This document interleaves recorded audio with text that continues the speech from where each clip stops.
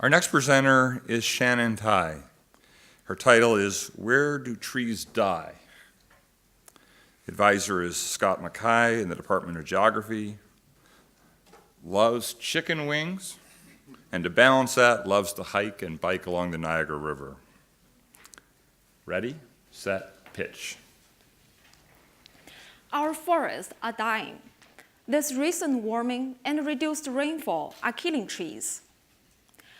Without sufficient water, trees could not function properly and are more likely to be affected by disease, insects, and eventually die. But questions remain about where do they die and why. Do trees die randomly by chance? Or if there's a reason behind? That is the central question of my dissertation. Now let's take a look at this bird view photo taken by flying a drone over my study area in southern Wyoming. We can see that some trees fell apart after they died and create this open ground.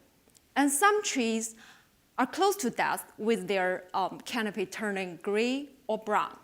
And the other trees remain green and happy. Notice the spots where the cluster with dead trees. That pattern suggests that trees do not die randomly. There is a reason behind.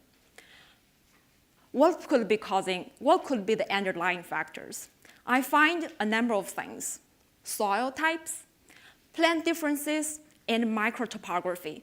That is the subtle fluctuation of land surface. Imagine that when it rains, some local depressions tend to collect water and remain wet for a longer time, while others become dry pretty fast. Some soils can hold more water, and some plants may grow deep root, allowing them to access additional water. In order to understand how those factors combine to influence the amount of water that a tree can get, we need to know the movement of water laterally across the landscape and vertically from soil to plant. How do I deal with this complexity? As a geographer, I was trained to integrate multiple disciplines.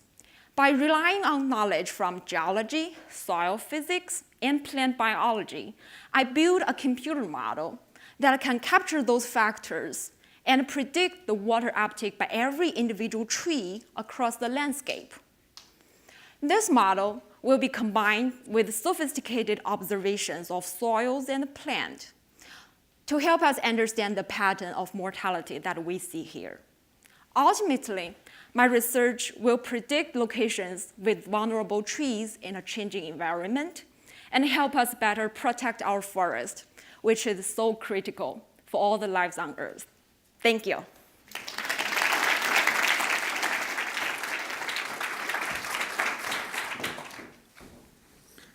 Thank you, Shannon.